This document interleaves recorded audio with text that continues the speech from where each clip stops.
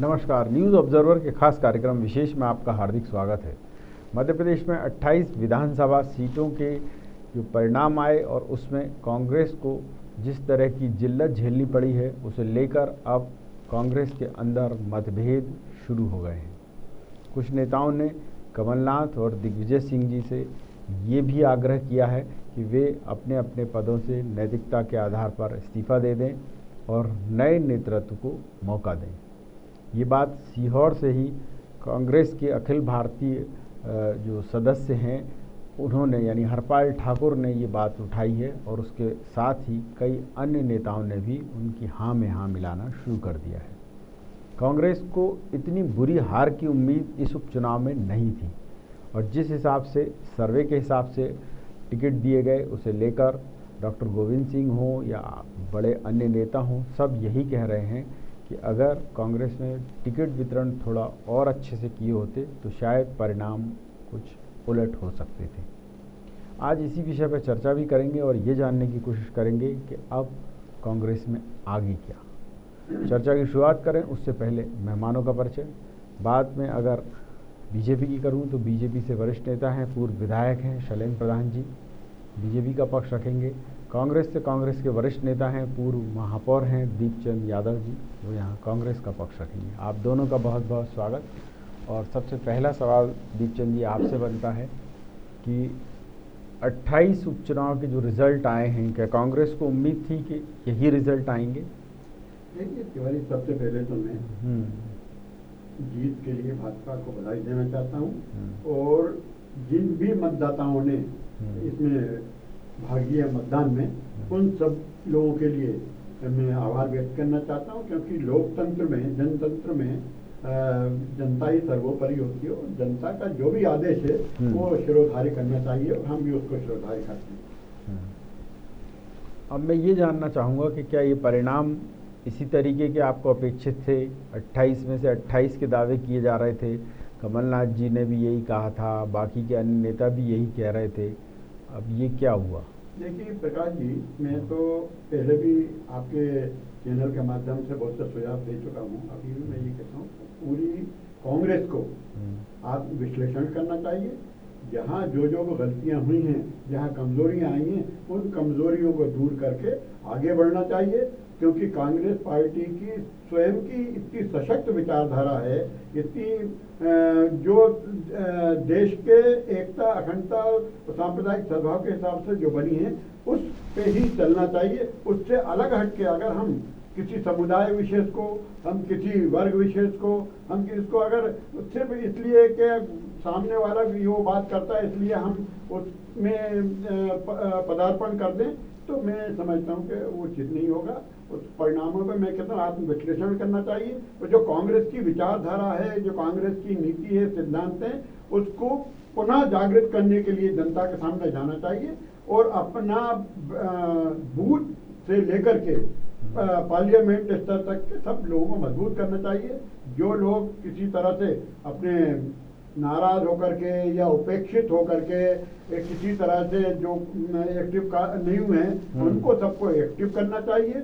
और ये मैं फिर एक बार कहूँगा आपके माध्यम से कांग्रेस के शीर्ष नेताओं से कि उन कारणों का जरूर ढूंढना चाहिए जिसकी वजह से आज पूरे हिंदुस्तान के अंदर कांग्रेस इस स्थिति में पहुंची। बहुत बढ़िया। मैं ये भी आपसे जानना चाहूँगा, क्या व्यक्ति की भी कोई महत्ता होती है संगठन में?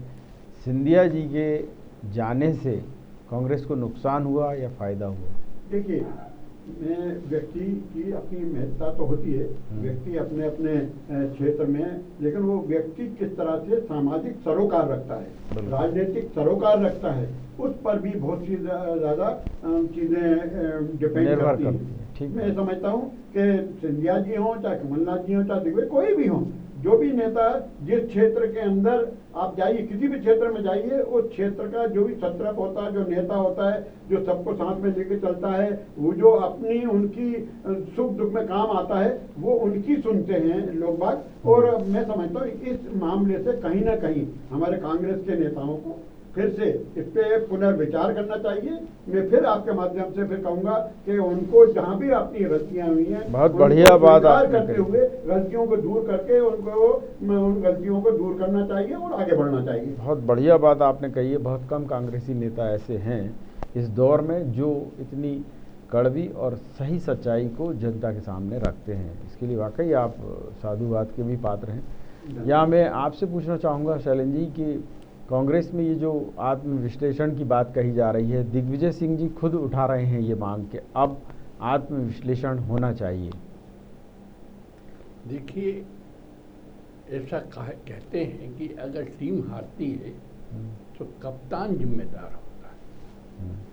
अब इनके यहाँ 2-2, 3-3 कप्तान रखे हैं इन्होंने। एक माननीय कमलनाथ तो हैं घोषित, और माननीय दिग्विजय सिंह जी भी अघोषित कप्तान रहे। तीसरा नाम जो चलता था माननीय सिंधिया जी का, वो बीजेपी में आ गए।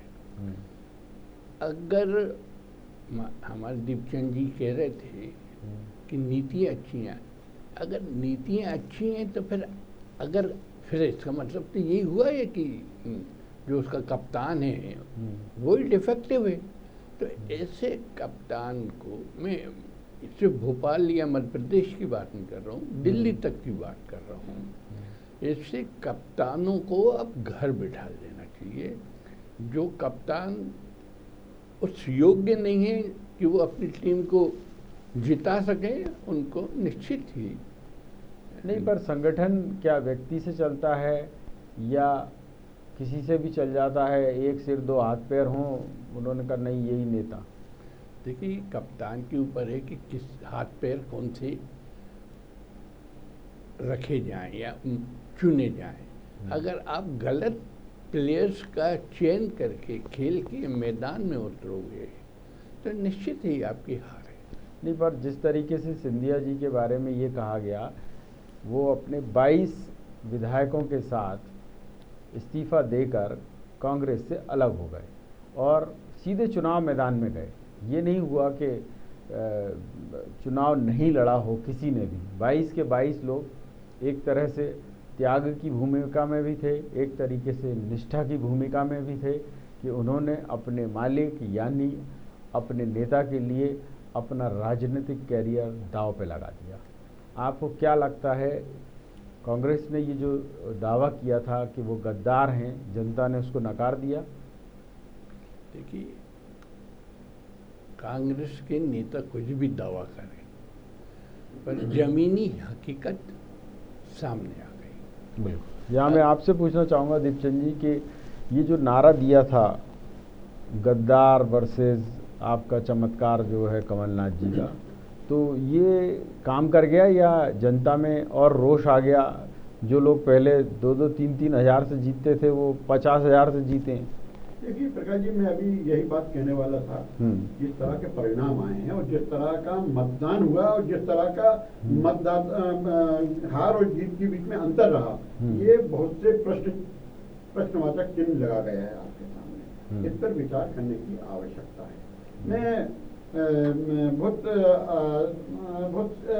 छोटी सी बात पूछना चाहता हूँ। ये पूरे चुनाव के अंदर मैं ऑब्जर्व कर रहा था कि पूरे चुनाव के अंदर हम ये आरोप तो लगा रहे थे कि 15 महीने के अंदर ये भ्रष्टाचार, वो भ्रष्टाचार, ये, लेकिन किसी भी कांग्रेस के नेता ने मंच से भारतीय जनता पार्टी के नेताओं से, मंत्रियों से, मुख्यमंत्री या जो भी प्रचार कर, उनसे ये नहीं पूछा था भैया कि अगर हमने कोई भ्रष्टाचार किया है तो आप एक आध केस लाइए, केस ला करके हमारे खिलाफ कार्रवाई कीजिए। आपको किसने रोका था अभी ये करने के लिए? केंद्र में आपकी सरकार है और केंद्र की सरकार भगवान की कृपा से जरा सा से जिससे भी नाराज हो जाती है वो राष्ट्रद्रोह बना देती है। कोई ईडी पहुंच जाता है, कहीं सीबीआई पहुंच जाती है, कभी आईटी पहुंच जाते हैं, तो वो उनका पूरी तरह से, अगर आपको ऐसा लगा, और फिर अगर भ्रष्टाचार किया तो ये 14 लोग भी तो उसी केंद्र मंत्रिमंडल में थे। अगर भ्रष्टाचार उनने किया तो इनने भी तो किया होगा, तो इनको तो स्वीकार कर लिया आपने, इनके साथ तो चले गए। ये सवाल भ्रष्टाचार और किसका वो उससे अलग हटके है। आज मैं फिर कहूँगा हमारी जो नीति है, हमारे सोच जो है, हमारा कार्य करने का तरीका ये है, इसको करना पड़ेगा। क्योंकि कांग्रेस आज मेरे नेताओं से क्षमा मांगते हुए मैं उनके सामने भी 1 to 1 भी कह चुका हूँ, कांग्रेस के हमारे लीडरशिप को फिर से पुनर्विचार करना चाहिए कि हमारी महिलाओं की टीम क्या है, हमारी ओबीसी में हमारी पकड़ क्यों कमज़ोर हो गई है, हमारी एससी एसटी और दूसरे माइनॉरिटीज में हमारी पकड़ क्यों कमज़ोर हो गई है, क्योंकि इन सबको मिला करके ही तो पार्टी बनती है, समाज बनती है, राष्ट्र बनते हैं, प्रदेश बनते हैं। तो आप जब और यही संगठन कमजोर हो गया है, यही मतदाता होते हैं। पर ये कहा जा रहा था, एक पंकज शर्मा हैं, बहुत बड़े पत्रकार हैं दिल्ली के, कमलनाथ जी के सलाहकार हैं वो, एक रविंद्र बड़गैया हैं, वो भी बहुत बड़े सलाहकार हैं, 15 महीने में सबको सड़क पे ला दिया इन दोनों तीनों, या इन जैसे बहुत से नेता हैं, राजेंद्र मेघलानी हैं आपके, प्रवीण कक्कड़ हैं आपके, मतलब ये बहुत बड़े बड़े नेता और बड़े बड़े धुरंधर हैं। मैं आपसे ये पूछना चाह रहा हूँ, क्या ये जो पहले खबर उड़ा रहे थे कि साहब पहली बार देश में साइंटिफिक तरीके से चुनाव लड़ा जा रहा है और संघ की स्टाइल में चुनाव लड़ा जा रहा है, बीजेपी की स्टाइल में चुनाव लड़ा जा रहा है, पर जो रिजल्ट आए हैं आपने देखा होगा सांवेर में, जो तुलसी सिलावट 3000 वोटों से जीते पिछली बार 2018 में, वो 53,000 से जीते, मतलब 50,000 और वोट एक्स्ट्रा ले गए हैं। मैं ये पूछना चाह रहा हूँ कि यही तरीका था क्या कमलनाथ का कि बस अखबारों में और इनमें 2-4 चैनलों में देते रहो बस, और बाकी सब हो रहा है क्या ना? देखिए प्रकाश जी, मैं पंकज जी और बड़गैया जी वगैरह को मैं जानता हूँ व्यक्तिगत रूप से भी, और ज़मीनी हकीकत भी जानता हूँ, वो कितने ज़मीन से जुड़े हुए हैं लोग और कितने ग्रास रूट पे उनके काम हैं। आज दिक्कत ये हो गई है कि हमारे यहाँ पे नेताओं की गणेश परिक्रमा करने वाले जो हैं वो राष्ट्रीय नेता बन जाते हैं। कभी कभी मैं देखता हूँ, कल पार्टी में आया और जब आपके चैनलों पे या कहीं आते हैं तो वरिष्ठ नेता हो जाता है आज, क्योंकि उसको राज्यसभा मिल गई या लोकसभा मिल गई, ये मिल गई वरिष्ठ। अरे आप वरिष्ठ नेता जिसने पूरी जिंदगी अपनी पार्टी के लिए जनसेवा के लिए लगा दी, वो तो डस्टबिन में चले गए, और जो कल पार्टी के अंदर आए वो वरिष्ठ नेता हो गए। तो ये हमारा ये सोच को बदलना, बहुत बढ़िया बात आपने कही। मैं ये भी जानना चाहूँगा कि कमलनाथ 15 महीने मुख्यमंत्री रहे, और क्या वे एक सच्चे कांग्रेसी के भांति, या जो कांग्रेस की पहले रीति नीति रही है कि इजी वे में कार्यकर्ताओं से नेताओं से मिलना, उनकी बात सुनना, उनकी समस्याएं दूर करना, कमलनाथ जी वो कर पाए या इसी मंडली में घिरे रहे, दलालों से ही घिरे रहे? देखिए प्रकाश जी, आप याद कीजिए, आपने रिपीट करवाया था एक शेर मुझसे 2 बार, फिर इसके बाद आज फिर मैं बोलता हूँ, कमलनाथ जी को उनकी नियत पे, उनके कार्यशैली पर मुझे कोई किसी प्रकार का कोई शंका नहीं है, कार्यकर्ताओं के प्रति उनकी उदारता पे भी कोई शंका नहीं है। लेकिन ये जरूर है कि उनका जो सूचना तंत्र है, सूचना तंत्र अगर वो लोग होंगे कि ये सिर्फ खिड़की दरवाजों में से और खिड़कियों में से हवा भी नहीं आने देंगे और वो घेरे रहेंगे, जो खबर सही देने वाले होंगे, जनता में क्या भावना फैल रही वो कहने वाले, जब तक उनके संपर्क में नहीं आएंगे तो मैं समझता हूँ कि उचित नहीं होगा। आज भी कमलनाथ जी से मैं यही कहूँगा, बल्कि हर एक नेता से ये बोलूँगा कि खिड़कियाँ ही खोल लें, घर बंद दरवाजा रहे, आते जाते मौसमों का कुछ तो अंदाजा रहे, हमें पता तो रहता नहीं है बस। तो ये बस बातें जो हैं वो कर रहे हैं कुल मिला के। तो ये मैं जानना चाहूँगा आपसे कि ये जो विषय वस्तु है ये मतलब कैसे, मतलब उनके संज्ञान में आई नहीं, या क्या हुआ क्या? उनको अगर देखिए, जो लीडर होता है उनके पास कई तरह के सोर्सेज होते हैं, तो मैं जानता हूँ आप भी सोर्स होते हैं, मैं भी सोर्स होता हूँ, कार्यकर्ता होता है, पुलिस वाले भी, इंटेलिजेंस भी होती सब। और जब चीफ मिनिस्टर हो गए थे तो उनके पास तो आईजी का जो आईजी होता होगा, आईजी का आईजी का पूरा 2-3 इंटेलिजेंस होता होगा, हाँ, वो उनको अपडेट करता होगा। तो जब ये सब चीजें होती हैं वो तो करना चाहिए। लेकिन मैं एक पॉलिटिकल वर्कर मैं बात करना चाहूँगा कि पॉलिटिकल वर्कर्स के लिए उनको सबके दरवाजे खोल देना चाहिए, रोज मिलना चाहिए। मैं अभी देखिए दिग्विजय सिंह जी के बारे में बहुत बात हो रही है। दिग्विजय सिंह जी अभी जब से अभी कुछ वर्षों से, कुछ दिनों से मैं देख रहा हूँ कि सुबह से शाम तक मिलते हैं, और इसके बाद 5 बजे से लेकर के रात के 10-11 बजे तक वो अपने बंगले पे या जहाँ सब जगह मिलते रहते हैं, कार्यक्रमों में जाते हैं तो वहाँ लोगों से मिलते हैं। आज तो हमारे यहाँ कांग्रेस में ये हो गया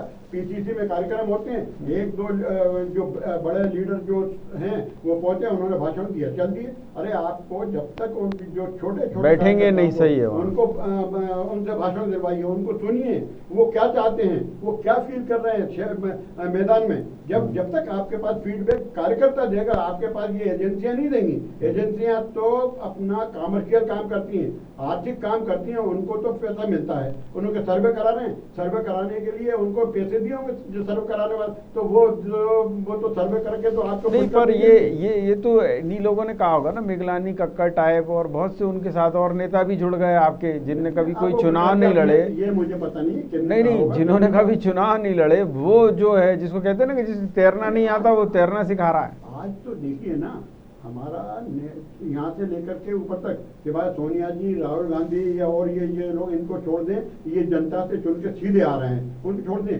आज पूरी तरह से AIC से जब मैं जाता हूँ तो मुझे लगता है कि निर्वाचित जनता द्वारा निर्वाचित लोग कहाँ खो गए। आज वो लोग जो किसी भी तरह से मेन कैन प्रकार और जुगाड़ लगा कर राज्यसभा में पहुंच जाते हैं या दूसरी पोस्टों पर पहुंच जाते हैं, वो बड़े नेता हो जाते हैं, बाकी कार्यकर्ता बेचारे घूमते रहते हैं। बिल्कुल। और ये जो बात कही जा रही थी कि सर्वे से बहुत अच्छा मतलब रिजल्ट आएगा उपचुनाव का, और जो प्रत्याशी चयन हो रहा है वो ठीक है, बिल्कुल।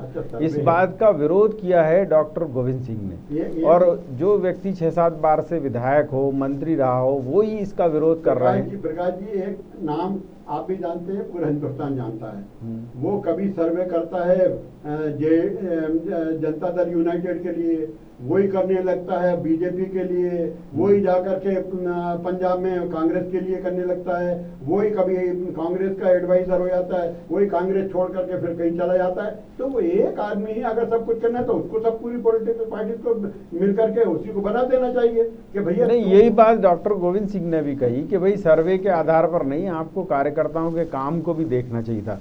ये जो प्रयोग किया कि बीजेपी से आपने कई नेताओं को लाकर कांग्रेस से टिकट दे दिया, ये कितना सफल रहा? आपने अपना जो मुद्दा बीजेपी पे अटैक करने का था वो मुद्दा अपने हाथ से खो दिया, क्योंकि जब आप, यही तो आपका अटैक का था कि हमारे कांग्रेस से आपने तोड़ लिए, आपने पैसा खर्च करके या गद्दारी करा के या जो भी कुछ करा के, मैं उन शब्दों को नहीं दोहराना चाहूंगा, वो आपने उनको खड़ा कर दिया। तो आपने भी तो वहां से ही लेकर के खड़े करने कर दिए। तो आपके यहाँ जो बरसों से लोग काम कर रहे थे कार्यकर्ता, उनके अंदर तो कुंठा होगी, उनके अंदर तो हीनता की भावना आएगी, उनके अंदर तो एक आक्रोश पैदा होगा। तो उस आक्रोश को जन्म किसने दिया? जो आक्रोश आप पैदा करके। पर कमलनाथ समर्थक ये कह रहे हैं कि ये प्रयोग बिल्कुल ठीक रहा। अरे अब वो, मैं कहता हूँ, मैं किसी का आलोचना नहीं कर रहा, लेकिन मैं फिर कहूंगा कि अगर आपने बीजेपी के अंदर हमारे कांग्रेस के कुछ एमएलए गए तो आपने भी तो कांग्रेस से बीजेपी से लेकर के कांग्रेस में खड़ा कर दिया। जब आपने उसको खड़ा कर दिया तो वो मुद्दा आपने खत्म कर दिया कि यहाँ से लेकर के आपने हमारे एमएलए को लेकर कर दिया, आपने भी वो खत्म कर दिया। बिल्कुल। मैं ये बात और जानना चाहूँगा आपसे कि अब जबकि चुनाव खत्म हो गए हैं और जिसको कहें स्थिर सरकार अब बीजेपी की नज़र आ रही है सामने, तो कमलनाथ जी का अपने पद से त्यागपत्र न देना, न नेता प्रतिपक्ष से, न प्रदेश अध्यक्ष से, उल्टे सीएम के घर जाना और उनसे मुलाकात करना, ये क्या दिखाता है? उससे कुछ अच्छा संदेश जाएगा? देखिए, शिष्टाचार, औपचारिकताएं तो अगर पूरी करते हैं तो उसमें कोई बात नहीं। हमारी संस्कृति है कि जो विजेता होता है या होता है, हमको अपने कटुता संबंधों में नहीं है। वैचारिक हमारी बात हो सकती है, लेकिन व्यक्तिगत संबंधों में कटुता नहीं होना चाहिए। मैं और अच्छा, फिर वो निर्वाचित MP भी रहे हैं, MLA भी हैं, मिनिस्टर्स भी हैं, उनको जनता के काम के लिए तो जो शासन में जिस वक्त होगा उसके पास जाना पड़ेगा। नहीं, पर आज क्या ये सामयिक था कि अभी आपको पहले अपने संगठन के लोगों की बैठक लेनी चाहिए थी, उनसे विचार विमर्श करना चाहिए था, उसके बाद जाते या पहले ही जाना ठीक था? विधायकों की विधायक दल की तो बैठक है, लेंगे, वो ऐसी बात नहीं है। लेकिन मैं फिर एक बात ये कहूँगा, जनता के काम के लिए जाना पड़ेगा। और लेकिन उनको कमलनाथ जी या जो भी PCC के पदाधिकारी हों या जो भी हों, उनको कम से कम कार्यकर्ताओं को सुनना चाहिए, उनकी बातों को सुनना चाहिए। जब मीटिंग नहीं तो कैसे सुने? जो मैंने बताया ना, जिन्होंने कभी चुनाव नहीं लड़े, जो जमीनी कार्यकर्ता या नेता नहीं रहे कभी, वो पीसीसी चला रहे हैं। आपने देखा, जैसे रायसेन की मैं बात करूं आपको, आपने देखा होगा रायसेन में पिछली बार 2018 में डॉक्टर प्रभुराम चौधरी जब कांग्रेस के टिकट से लड़े तो 10,000 से जीते, और इस बार बीजेपी के टिकट से लड़े हैं तो बीजेपी के जो तथाकथित वहाँ के कद्दावर नेता थे डॉक्टर गौरी शंकर सेजवार, वो उनके विरोध में खड़े थे। वो तमाम उन्होंने जो भी किया हो उसको लेके उनको नोटिस भी मिला है, पर इसके बाद भी 63,000 से अगला आदमी जीत रहा है। ये एक्स्ट्रा जो वोट मिले हैं 52,000 के करीब, ये मतलब किसकी कृपा बरसी, कांग्रेसियों की है या बीजेपी वालों की? सरकार जी, मैं इसलिए कह रहा हूँ, ये हाँ। बड़ा गंभीर विषय है कि जो पहले जीत हार का अंतर बहुत कम था, गोविंद सिंह जी का भी था, राजपूत जी का, बिल्कुल ठीक है। आपका डंग साहब का भी था। हाँ, वो तो चीज 900 कई वोटों से जीते। कई लोगों का ऐसे थे, बहुत कम। हाँ, 20-20 गुना वोट मिल गया उनको। आज वो 20-25 हजार वोटों से, 54,000 वोटों से, संजू सिसोदिया जी, वो कितने वोटों से जीते? बहुत से लोग थे। तो इस पे विचार करना चाहिए। आखिर ये अंतर कोरोना के टाइम में, जबकि इस टाइम परसेंटेज कम हुआ है वोटों का, वो होना चाहिए। कोरोना का मतलब मतदान पर कोई प्रभाव नहीं पड़ा, सोशल डिस्टेंसिंग कितनी हुई होगी ये समझ लेना चाहिए। ये सब चीजों को, बहुत सी चीजों में विचार करने वाली है। प्रशासनिक स्तर पे भी करना चाहिए, राजनीतिक स्तर पर नहीं, पर इसमें क्या है, नेता अपनी जिम्मेदारी के बजाय वो ये कह रहे हैं ये ईवीएम में गड़बड़ी है। नहीं, देखिए मैं कहता हूँ वो अपनी जगह पे ईवीएम में गड़बड़ी है नहीं है, ये इसकी जांच कराएं और ईवीएम बंद कराएं। नहीं तो ये अगर प्रकाश जी, दुनिया में बैलेट से चुनाव हो रहे हैं, यहाँ भी बैलेट से चुनाव कराने में क्या दिक्कत जाती है? कराना चाहिए। नहीं, अभी अपन ने देख लिया ना बैलेट का नतीजा अमेरिका में, 4 दिन तक रिजल्ट ही नहीं घोषित हो रहा वहाँ। तो किससे, यहाँ भी तो होता रहता है, दुनिया में हो रहा है बैलेट से पेपर, तो उसको मैं देखिए ईवीएम नहीं। अब अमेरिका जैसे देश में मतलब 125% वोट डल गए। ये नहीं, मैं आपसे ये भी जानना है। एक मिनट बात हो रही है, शेलन भाई बैठे हुए हैं, ये गहराई से अंदरूनी बातें जानते होंगे। आपने देखा, और मैं कहता हूँ, मैं हमारे कार्यकर्ताओं से ही बोलता हूँ कि ऐसा लगता है पूरा वातावरण, जब चुनाव होते हैं, कोई से भी चुनाव होते हैं, तो मतदान से 3-4 दिन पहले तक तो ऐसा लगता था कि बीजेपी गई, लेकिन ऐसे क्या बात हो जाती है कि 3-4 दिन के अंदर। ये आपको नहीं लगता कि बूथ का मैनेजमेंट, जैसे रायसेन की मैं आपको घटना बताता हूँ, जिन लोगों की आपने ड्यूटी लगाई वो 1 तारीख को सब चंपत हो गए। अब आप सुन लीजिए, बूथ की मैं बता रहा हूँ कि जब आपका जो वहाँ का मूल कार्यकर्ता है, उसको प्रोत्साहित करने वाला, उसको मोटिवेट करने वाला ही आदमी गायब हो गया, तो वो किसके इशारे पे काम करे? और जिसको कहें उसको जो रसद मिलनी चाहिए थी वो भी नहीं मिली, तो वो क्यों काम करेगा? देखिए, ये बात बहुत कम लोग कहेंगे, लेकिन मुझे किसी तरह का कोई ना आकांक्षा है, ना अपेक्षा है, ना कुछ है। इसलिए मैं कह रहा हूँ ये पूरा क्रेडिट ना तो बीजेपी को जाता है, ना किसी को जाता है। ये all credit goes to RSS. जो आरएसएस का जो संगठन वर्ल्ड वाइड जो उसने कर रखा है, गांव-गांव पे जो कर रखा है, उसका जब ये आखिरी 3-4 दिनों के अंदर वो जो पूरे लोग एक दूसरे की बुराइयां भलाइयां होती हैं उनको दूर करना, ये करना, और इसके बाद में काम में लगा देना, ये बहुत बड़ा है। इसको सीखना चाहिए कांग्रेस को, हम लोगों को। तो इस बार तो पंकज शर्मा, रविंद्र बड़गैया जैसे लोग जो है, प्रवीण कक्कड़ और ये मिगलानी कह ही रहे थे कि इस बार तो हम संघ की स्टाइल में चुनाव लड़ रहे हैं। मैं बताऊं प्रकाश जी, ना मैं पंकज जी के बारे में, ना बड़गैया जी, ना मिगलानी जी, ना कक्कड़ जी, तो ये बड़े पब्लिक लीडर रहे होंगे, मुझे पता नहीं है कौन से क्षेत्र के लीडर रहे होंगे, मैं इनको नहीं जानता, इतना व्यक्तिगत सबको जानता हूँ। लेकिन हमारा तो ये कहना चाहिए, फिर से आप आइए, सेवा करिए, अपने पूरे स्कूल से लेकर के ऊपर सीनियर तक सब में कोऑर्डिनेशन बनाइए, सब में एक दूसरे में संपर्क बनाइए, एक दूसरे में सामंजस्य बनाइए, अपनी नीति रीतियों का पूरा प्रचार प्रसार कीजिए। चुनाव में हार जीत कितना नहीं, आपका जो मकसद कांग्रेस को बनाने का था, जो गांधी जी चाहते थे, जो नेहरू जी और इंदिरा जी चाहती थी कि सेवा के माध्यम से आप जनता का दिल जीतिए, फिर से आप पुनः विचार करके और अपनी जो गलतियों से सबक लीजिए, पर अपना काम ठीक बात है। पर क्या ये सरकार के दौरान किया? यहाँ आपके जो मंत्री रहे भोपाल में या और प्रदेश में, 2-4 मंत्रियों को छोड़ दो तो बाकी तो नेता कार्यकर्ताओं से ही नहीं मिलते थे। ये जो आरोप लगने लगे थे कि बल्लभन दलालों का अड्डा बन गया है, सिर्फ मंत्रियों से वही लोग मिल पाते थे जो बड़े प्रकाश जी, उद्योगपति। ये 14 मंत्री भी तो उसी मंत्रिमंडल में थे हाँ ना। बिल्कुल सही है, और ये इसीलिए भागे वहां से। अब हमें सिंधिया जी से, सिंधिया जी में को आज कांग्रेस में लीडर में सब में है क्या, उनको भी इस पे सोचना चाहिए कि आखिर ये लोग भी तो उसी कांग्रेस थे ना। नहीं बिल्कुल ठीक है, और ये इसीलिए भाग खड़े हुए वहां से।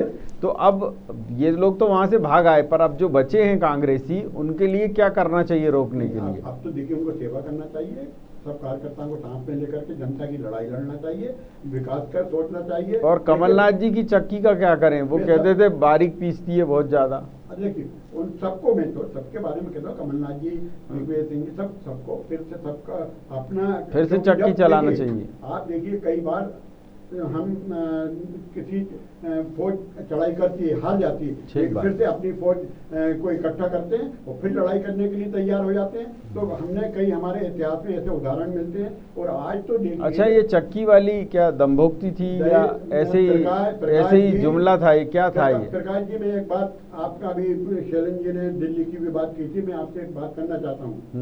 एक व्यक्ति जिसको आप अनपढ़ कहते हैं, एक नौजवान लड़का जिसके पीछे कोई लंबी चौड़ी फौज नहीं, उसको, उसके खिलाफ पूरा केंद्र सरकार, न जाने कितनी सरकारें प्रदेशों की कितने उसको वो करने के लिए, इसके बाद भी उसको उतना बुरी तरह से नहीं हरा पाए जितना आप सोच रहे थे। हाँ, टक्कर तो दे ही दी उसने, कर देंगे, और उससे घबराहट होकर उस पर व्यक्तिगत आप लांछन लगाने लगे थे। राजनीति अलग हट गई थी, और उसके अंदर के चाहे वो एक पार्षद हो, चलिए ठीक बात है, नहीं ठीक है, बिहार का आपने अच्छा उदाहरण दिया। पर ये बताएं, ये कमलनाथ जी कहते थे कि उनकी चक्की बड़ा बारीक पीसती है, तो किसको पीस दिया उन्होंने, कांग्रेसियों को या बीजेपी वालों को? देखिए, कमलनाथ जी की बात तो कमलनाथ जी जानते होंगे, कमलनाथ जी बता पाएंगे, मैं उनके बात पे कुछ नहीं कर सकता। लेकिन मैं ये कहता हूँ, अभिमन्यु आज युद्ध में चला गया महाभारत में, लेकिन आज भी अभिमन्यु की वीरता की हम कसम खाते हैं, मिसालें देते हैं, की जिक्र करते हैं, वीरता से प्रेरणा देते हैं। तो अभिमन्यु आज भी हैं, और अभिमन्यु को, जिस तरह से अभिमन्यु को मारने के लिए एक बड़ा षड्यंत्र रचा गया था, वो बिहार में आपने देख लिया। चलिए बताइए साहब, मैं प्रधान साहब आपसे पूछना चाहूँगा कि ये कमलनाथ जी दावा करते थे कि उनकी चक्की बड़ा बारीक पीसती है, तो क्या किया आप लोगों ने? कुछ पत्थर अत्थर डाल दिए चक्की में, क्या दिया? पूरे कांग्रेसी पिस गए उसमें या बीजेपी पिसी? देखिए, माननीय दीपचंद जी ने बहुत अच्छा विश्लेषण किया है अपनी कांग्रेस का और पूरी नीतियों का। नहीं बिल्कुल सही, उसमें अपनी लीडरशिप का। अब इसके बाद मुझे नहीं लगता कि हर बात पे अब माननीय कमलनाथ जी की चक्की क्या पीस रही है। हाँ। हम तो सोचे थे 15 अगस्त को झंडा फहराने वाले थे, अब 26 अगस्त को अब फहरा लेंगे, तो वो पार्टी कार्यालय में भी फहरा पाएंगे कि नहीं, वरना पार्टी ना निकाल दे, क्योंकि उन्होंने इतने अच्छे काम किए हैं कि पार्टी का मतलब हाईकमान का विश्वास उठ गया उनसे। विश्वास नहीं, कार्यकर्ता का विश्वास उठ गया। नहीं, पर चक्की तो उनकी बहुत बारीक पीस रही थी, समझ में ये नहीं आया क्या हुआ, क्या आपने फ्यूज उड़ा दिया कि पार्टों में पत्थर डाल दिए, किया है आपने, ये भी तो बता दीजिए। कि माननीय संजय गांधी के वो सहपाठी रहे हैं, अब उनको तो हटाने का जो कृत्य है वो तो सोनिया जी भी नहीं कर पा रही, तो अपन उनको हटाने के बारे में तो नहीं बात करें, पर अब बाकी जनता ने जो कर दिया वो तो नहीं, आपके लिए तो फायदेमंद ही साबित हुए ना कि उन्होंने आपको सरकार भी दे दी एक तरीके से, और अब आप संगठन में भी उनके पीछे लग गए इतने बुरी तरीके से। हम कहाँ को पीछे लग गए, जनता ने उनको जो भी हाथों हाथ लिया है उसका फल वो भोग रहे हैं। नहीं, जनता ने तो खैर उन्हें चुना ही नहीं था, आपको भी पता है, पर सवाल ये है कि जो स्थिति अब दिख रही है उससे कांग्रेस की, आपको क्या लग रहा है कि अब कांग्रेस और मजबूत होकर सामने आएगी या आपके लिए यही स्थितियां बनी रहेंगी?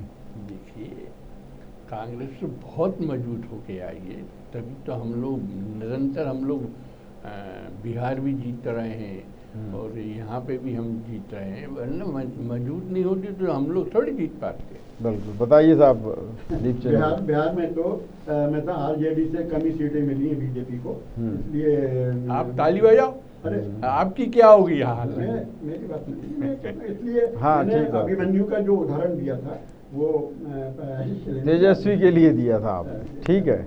मैं आपसे ये पूछना चाह रहा हूँ यादव जी कि जो हालात इस समय दिख रहे हैं, क्या वाकई कांग्रेस को अब तेजी से खड़े होने की ज़रूरत है, क्योंकि और ज़्यादा समय नहीं है। आप जानते हैं चुनाव के 1 साल पहले ही।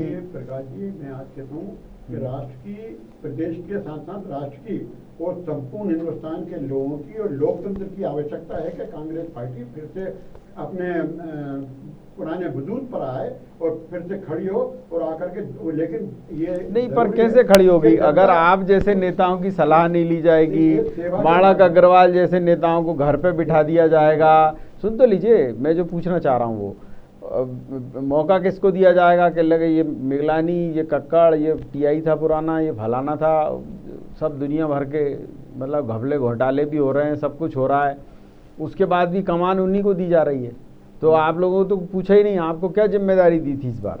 मैं आपसे फिर कह रहा हूँ, ये सब गलतियां हैं। अगर वो ये समझते हैं वो गलतियां थी तो उनको गलतियों को सुधारना चाहिए, वो गलतियों को सुधार करके आगे बढ़ना चाहिए। अगर हम फिर से वो लकीर घसीटते रहें। और कैसा अध्यक्ष होना चाहिए, जो घर पे बैठ के बंगले से कांग्रेस चलाए या प्रदेश कांग्रेस कार्यालय में बैठे? देखिए, उसको जो भी लीडर हो उसको अपने कार्यकर्ताओं से, अपनी जनता से पूरा निरंतर संपर्क में रहना चाहिए। उसको अपने 24 में तो 8 घंटे 10 घंटे की बात नहीं कर, 24 घंटे उसके दरवाजे अपने कार्यकर्ताओं के लिए, अपनी पब्लिक के लिए खुले होना चाहिए, ताकि उसको लोगों की कठिनाइयों का। चलिए एक शेर और सुना दीजिए, वही वाला जो आपने कहा, तो जो पहले सत्ता में रहते हुए ये नहीं समझ पाए थे, अब शायद समझ लें, बता दीजिए। ये मैं उनको व्यक्तिगत रूप से भी मिलकर कह चुका हूँ और आज भी कह रहा हूँ, और सबके लिए ये एक अकेले उनकी नहीं, हर एक नेता के लिए ये है जो